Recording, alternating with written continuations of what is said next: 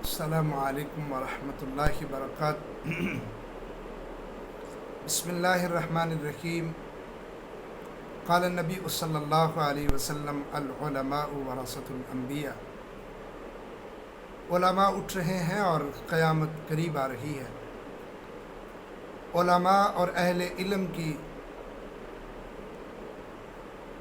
اس دنیا سے رخصتی ہمیں یہ بتاتی ہے کہ قیامت بالکل قریب ہے، اور یہ علامات کبریٰ میں سے ہے جس کے بعد قیامت بالکل قریب ہے۔ اور رسول اللہ صلی اللہ علیہ وسلم نے یہ بات ارشاد فرمائی تھی جب صحابی رسول نے یہ پوچھا تھا متی الساعۃ کہ قیامت کب آئے گی، آپ نے فرمایا قیامت تو آنی ہی ہے، اس کے بارے میں چھوڑ، یہ تو بتا ما عادت لہا، تو نے اس کے لیے تیاری کیا کی ہے۔ تو احباب گرامی، دو چیزوں کی فکر ہمیں کھائے جا رہی ہے، اور وہ یہ ہے کہ جب قیامت قریب ہے تو ہم نے اس کی تیاری کیا کی ہے، اور دوسری چیز کہ علماء اٹھ رہے ہیں۔ جیسے ہمارے قریب کے زمانے میں مئی اور جون 2020 کے اندر پاکستان کے بہت بڑے بڑے نامور علماء اکرام اس دنیا سے رخصت ہوئے۔ اللہ ان کے درجات بلند فرمائے، جنت میں انہیں اعلیٰ مقام نصیب فرمائے، لواحقین اور تلامذہ کو صبر جمیل نصیب فرمائے، اور ہمیں ان کا نعم البدل نصیب فرمائے۔ لیکن یہ بہت ہی فکر مند بات ہے کہ جو خلا اہل علم کے جانے کے بعد پیدا ہوا ہے اس کو پورا کرنا بہت مشکل ہے۔ رسول اللہ صلی اللہ علیہ وسلم نے قیامت کی جب نشانیاں بیان کی تھی تو یہ ایک بیان کی تھی، ان من اشراط الساعہ، قیامت کی نشانیوں میں سے ایک نشانی یہ ہے کہ علم اٹھ جائے گا، ان یرفع العلم ویثبت الجہل، علم اٹھ جائے گا اور جہالت عام ہو جائے گی۔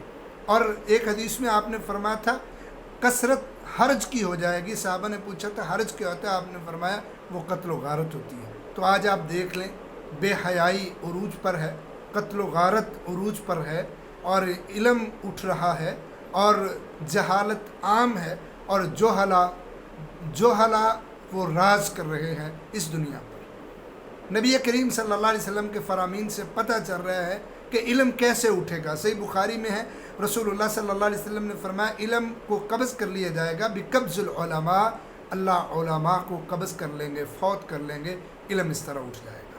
تو ہمیں اس فکر کو فکر سمجھ کے اور اس خلا کو، جو علمی خلا پیدا ہو رہا ہے، اسے پورا کرنے کی بھی ضرورت ہے۔ اور یقیناً یہ نبی کی وراثت جو دین کا علم ہے اس وقت یتیم ہوتا نظر آ رہا ہے۔ ہمیں ہر چیز کی فکر ہے، دنیا کے علوم و فنون کی فکر ہے، دنیا کی معیشت کی فکر ہے، اپنے اور پرائے کے معاملات کی فکر ہے، کاروبار کے اپ ڈاؤن ہونے کی فکر ہے، نئی فکر ہے۔ تو اس چیز کی فکر نہیں ہے جو آہستہ آہستہ ہم کھوتے چلے جا رہے ہیں، اور وہ علم جو اٹھتا چلا جا رہا ہے، اور جو ایک علمی خلا پیدا ہوتا چلا جا رہا ہے۔ صحیح ترغیب کے اندر روایت ہے، جناب ابو ہریرہ رضی اللہ تعالیٰ عنہ بیان کرتے ہیں کہ ایک دن وہ بازار میں گئے، اور بازار میں جا کے بازار والوں کو آواز دی، کہنے لگے یا اہل السوق عجزتم، اے بازار والو تم سارے کے سارے عاجز آ گئے ہو اللہ کے دین کی تعلیم سے، اور سارے کے سارے بازار میں تجارت میں محو ہو گئے ہو، اور اللہ کے نبی صلی اللہ علیہ وسلم کی وراثت مسجد نبوی میں تقسیم ہو رہی ہے اور اسے لینے والا کوئی نہیں ہے۔ لوگ اپنے کاروبار کو چھوڑ کے بہت سے مسجد نبوی میں پہنچے، وہاں نظر دوڑائی، واپس پلٹ کے آئے اور کہا ہے ابو ہریرہ رضی اللہ تعالیٰ عنہ وہاں تو کوئی چیز تقسیم نہیں ہو رہی۔ انہوں نے کہا لوگ تھے وہاں؟ ہاں تھے۔ لوگ کیا کر رہے تھے؟ کہنے لگے قوم یصلون، کچھ لوگ نماز پڑھ رہے تھے، وقوم یتلون کتاب اللہ، کچھ لوگ اللہ کی کتاب پڑھ رہے تھے، اور کچھ لوگ ایسے تھے جو حلال و حرام کی بحث میں پڑے ہوئے تھے، وہ دین سیکھ رہے تھے اور دین کے اصول و فروع کو سیکھ رہے تھے۔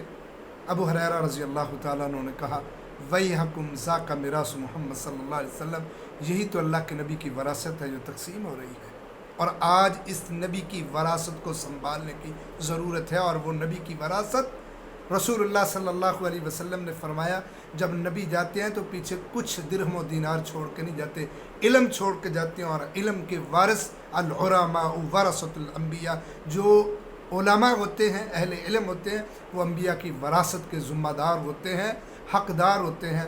اہل علم انبیاء کی اس وراثت کو سنبھالیں، جو دینی تعلیم ہے اس کے اندر پختگی حاصل کر کے اللہ کے رسول صلی اللہ علیہ وسلم کی تعلیمات کو عام کریں، لوگوں تک پہنچائیں۔ یہ اہل علم کا حق ہے لوگوں تک پہنچانا۔ یعنی دو چیزوں کی ہمیں اس وقت فکر کرنی چاہیے، ایک تو قیامت بالکل قریب ہے، اور بہت بڑی یہ فکر کی ضرورت ہے کہ قیامت آ جائے اور ہمارے پاس دینے کے لیے اللہ کے حضور نیک اعمال کچھ نہ ہوں جو ہماری نجات کا سبب بن سکیں۔ ایک فکر یہ، اور دوسری فکر ہمیں جو علمی خلا علماء کے اٹھنے سے پیدا ہو رہا ہے، ہمیں اس کو پورا کرنا ہے اور نبی کی وراثت کو سنبھالنا ہے۔ اللہ ان دونوں چیزوں کی فکر کی، اور پھر ان کو اپنی عملی زندگی میں لا کے اللہ عمل کی توفیق نصیب فرمائے۔ وآخر دعوانا الحمدللہ۔